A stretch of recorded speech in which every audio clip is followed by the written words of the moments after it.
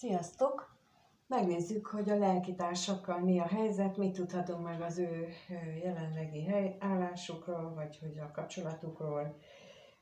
A lelkitársak az én értelmezésem szerint lehetnek nem csak párkapcsolatban, hanem munkatársi, szülő-gyermek viszonyban, de baráti viszonyban, szóval bármilyen kapcsolódásban lehetnek, és az ő feladatuk az, hogy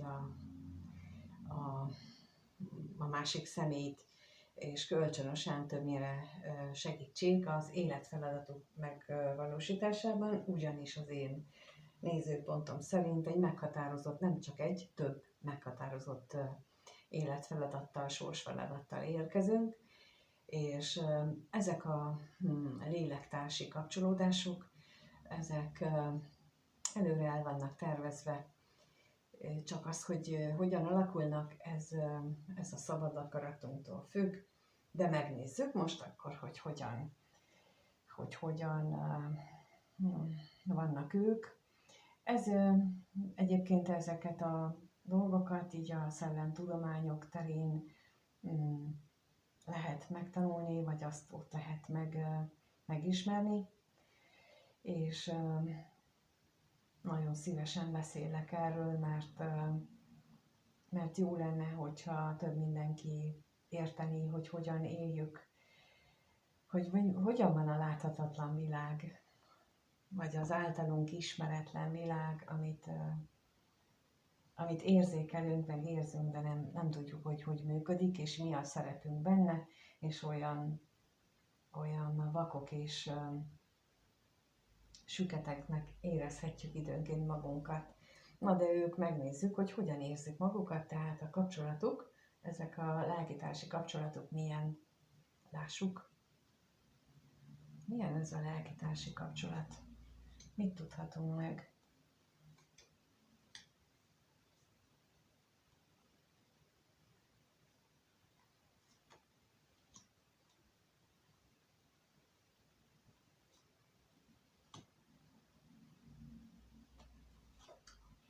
Hát kétségtelen, hogy amikor egy lélektárs pár találkozik, akkor ott nagyon jókat tudnak ők beszélgetni, mert olyan nagyon közel érzik egymáshoz magukat. Annál is inkább, mert hogy ugye ők egy lélekcsaládba tartoznak, tehát hogy ők a lelkek, a szellemünk, azok ismerik egymást, hiszen előtte ők biztos, hogy egy lélekszerződést kötöttek, és ezért amikor felismerik egymást, akkor mint egy régi jó ismerőst úgy üdvözlik, ezért jó a beszélgetés.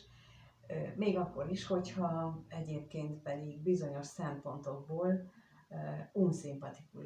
De itt most nem azt látjuk, hogy unszimpatikusok voltak egymásnak, hanem azt látjuk, hogy bizony itt mélyebb érzelmek is szóba kerültek az ő találkozásukat követően, ami nem volt jó hatással a meglévő párkapcsolatukra, illetve arról is lehetett köztünk szó, hogy a meglévő párkapcsolatuknak milyen hibái vannak, illetve amit ők úgy élnek meg, hogy hiba vagy hazugságok, ami miatt nem jó az ő párkapcsolatuk. És bizony, legalábbis nekem volt az életemben olyan párkapcsolat, vagy olyan lélektársi kapcsolódásom, aki azért jött abban az időben az életembe, hogy ezeket a dolgokat vele meg tudtam beszélni, és aztán amikor változtak a dolgok, illetve szerintem ahogyan ez így meg volt tervezve, hogy amikor én változtam, és nem a dolgok, akkor ő tovább ment, illetve én mentem tovább, mikor melyik.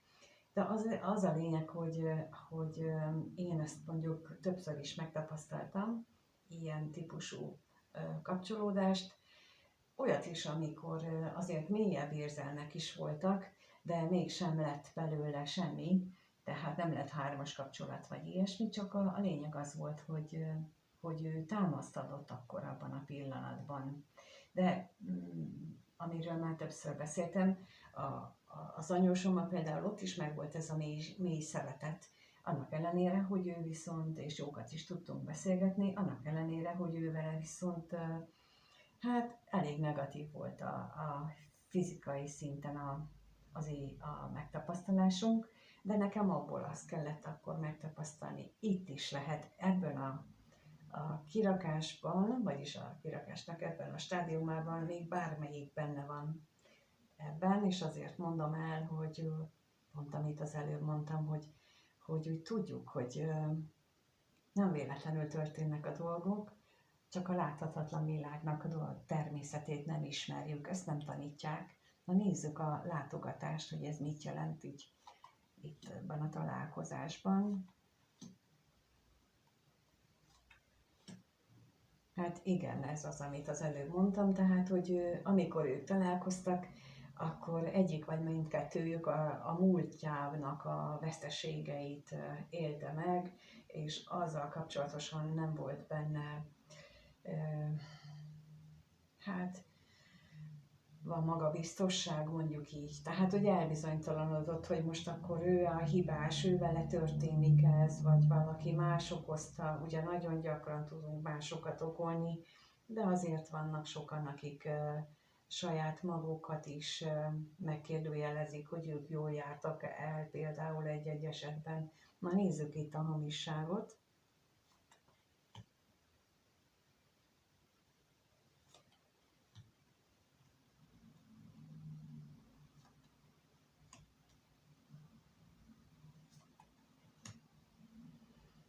Hát itt én ezt azt gondolnám, hogy itt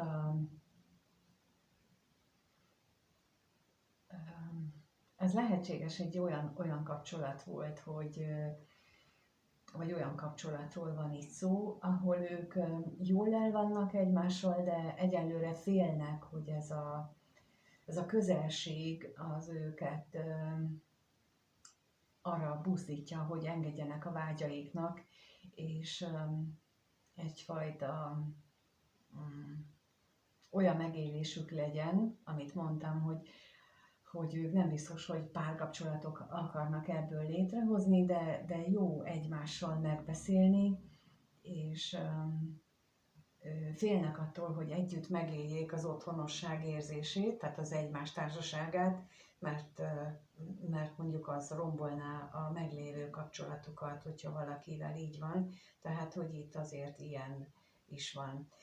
És például nagyon fontos, hogy ezt így úgymond magunkban, fejben döntsük el, hogyha van egy ilyen valaki a közelünkbe, hogy akkor ő vele nem lépek át egy határt, mert akkor abból a kapcsolatunk sérülne, vagy amit ez a kapcsolat nekem ad, akkor az sérülne. Valahogy ilyesmit érzékelek én itt az ő részükről. Na megnézzük, hogy egyébként hogyan gondolnak egymásra. Egymás iránti gondolataikra vagyok kíváncsi, hogy gondolnak ők egymásra, mit gondolnak. Lássuk, milyen gondolataik vannak egymás iránt. Kettőt kérek, mit gondol a férfivel jelölt személy a nőről, és a nő a férfiről.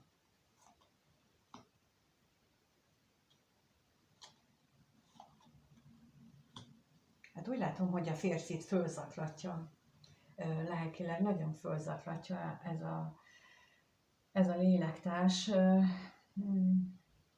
Én még azt sem mondom, hogy ő magában nem tudja ezt lekezelni, ezt a kapcsolatot, de nézzük akkor, mi ez a bosszúság itt.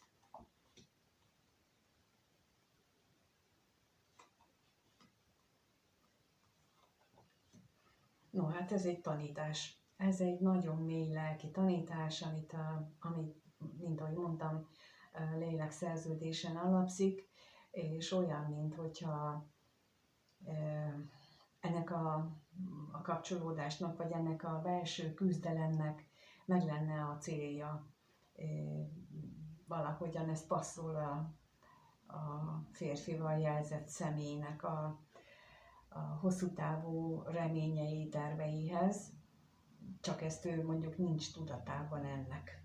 Na és akkor megnézzük a női felet, hogy ő hogyan gondol a férfira. Hát ő azt gondolja, hogy sok lehetőséget kihagyott az életében. Na nézzük akkor itt a veszteséget, hogy mi az, amit kihagyott ő.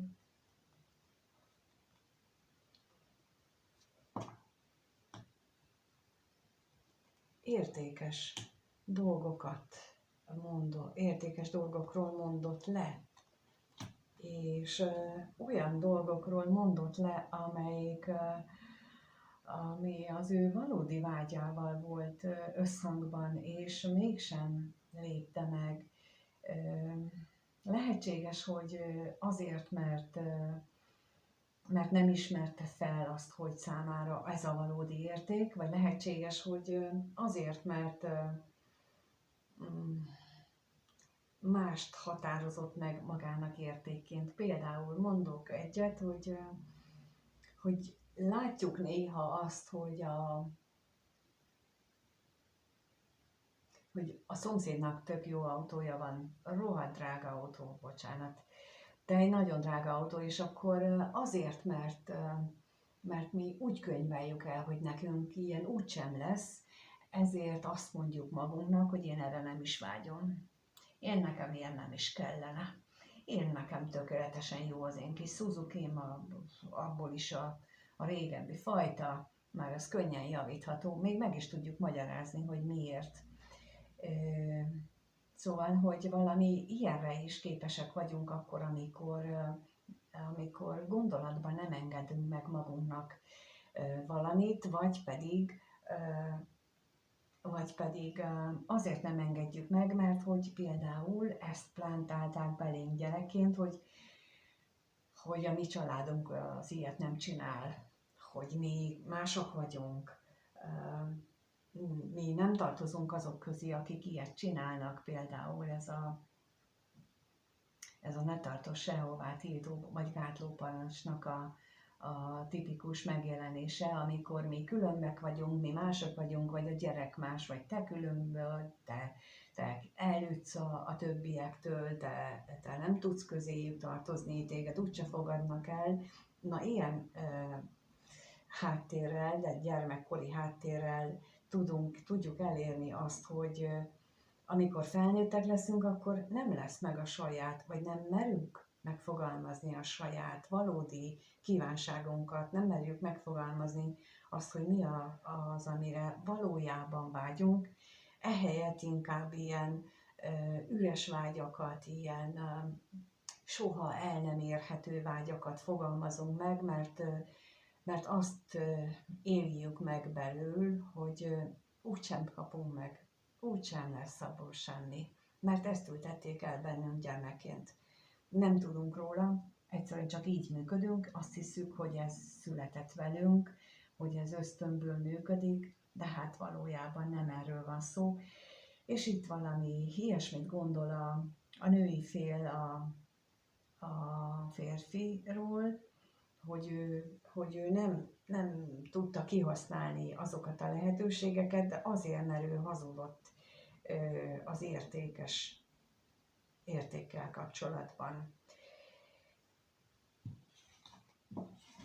Persze nem 100%-ig mindenkire igaz ez természetesen, de nagy többségben ez működik.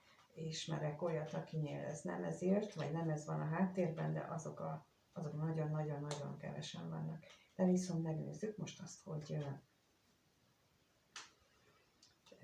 mit éreznek egymás iránt, milyen érzéseket táplálnak egymás iránt, kettőt ismét, a férfi jelölt, mit érez a nő iránt, milyen érzései vannak, mit érez, és a nő mit érez a férfi iránt. Hát láthatóan a férfi nem tudja, hogy mi az, amit érez, és akkor ez nagyon is alátámasztja, amit az előbb példaként elmondtam. Tehát, hogy lehet, hogy ő gyerekkorában például annyira elbizonytalanították mindenféleképpen, hogy ő miért nem jó, miért ne gondolkodjon, miért ne érezzen, miért ne csináljon semmit, hogy ő azt sem tudja eldönteni, hogy most akkor én most szeretem ezt a másik embert, vagy kedvelem ezt a másik embert, vagy utálom ezt a másik embert, vagy szóval, hogy hogyan viszonyuljak hozzá. És nagyon-nagyon sokan vannak ezzel a problémával, hát láthatóan ő is. Na nézzük akkor, hogy mit jelent itt az utazás.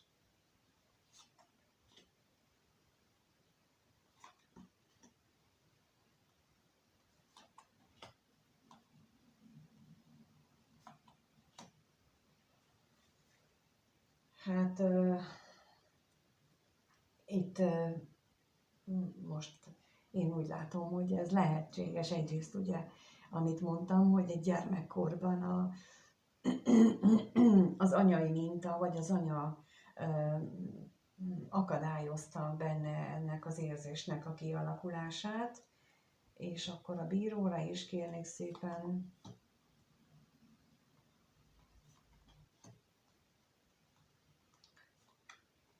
Vagy pedig, ha most ha nem a gyerekkora gondolok, akkor a jelenlegi élethelyzetében van olyan személy, aki az ő megújulását, vagy az ő megújulási szándékát akadályozza, bizonytalanítja el, hiába találkozik ő mondjuk olyan személlyel, aki a vágyának megfelelő lenne, de ha ő abban is bizonytalan, hogy amire ő vágyik, az valójában jó-e? Ő vágyhat-e egyáltalán ilyenre, mert bizony, mint mondtam, nem szándékosan, gyakran nem szándékosan csinálják a szülők, meg csináljuk mi magunk is a gyerekkel, hogy a vágyat is csírájában eltüntetjük a gyermekből, hogy ne vágyjon már arra. Hát mi ilyet nem engedhetünk meg magunknak. Hát hogyan? És ez még a régi időkben, amikor hát mondjuk szerényebb anyagi lehetőségek voltak, akkor még inkább jellemző volt ez, és olyan, minthogyha ez a személy, ez a lélektárs, ő azért nem tudja, hogy ő mire is vágyjon, hogy mit is akarjon, mert hogy ő magával nagyon nincsen tisztában. Na és akkor megnézzük a női fél részéről, hát ő úgy látom, hogy ő úgy érez, hogy itt nem nagyon lehet kettejük között olyan szokásrendszert kialakítani, ami jó lenne. Na miért? Nézzük a kevés pénzt.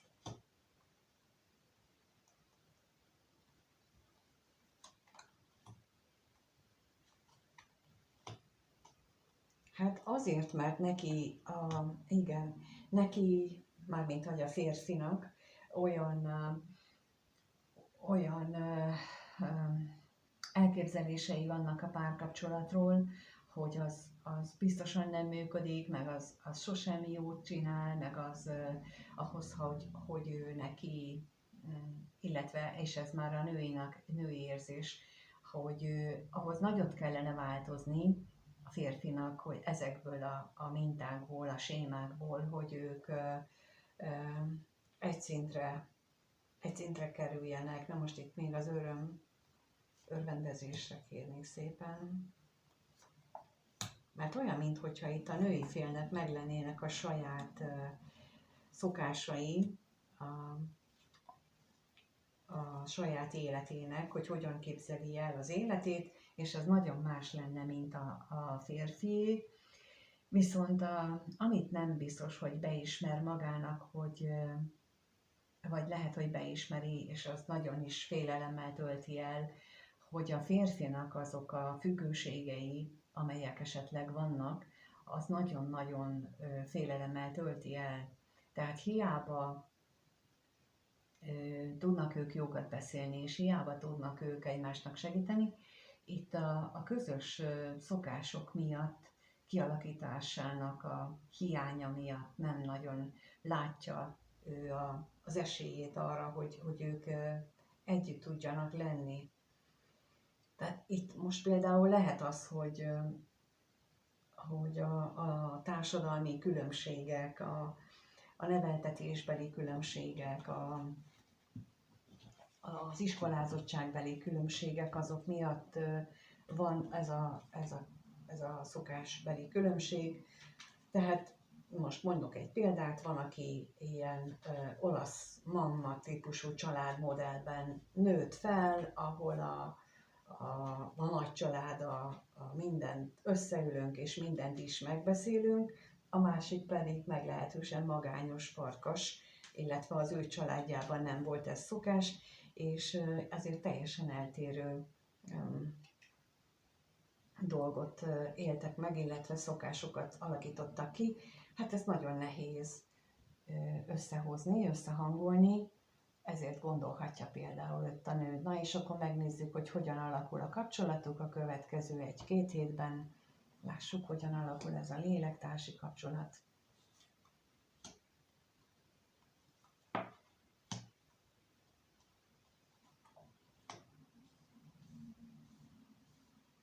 És még egyet. Hát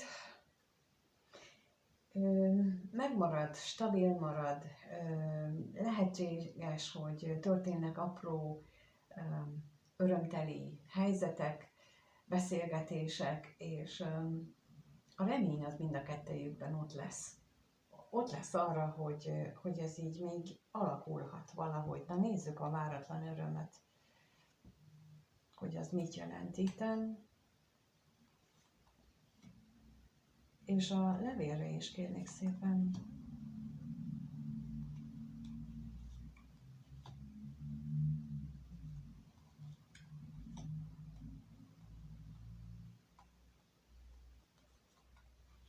Én itt most azt érzem, hogy olyan, mintha a női fél beszélne arról, hogy őt nagyon elszomorítja az, hogy itt hogy nem jöhet létre kettejük között ez a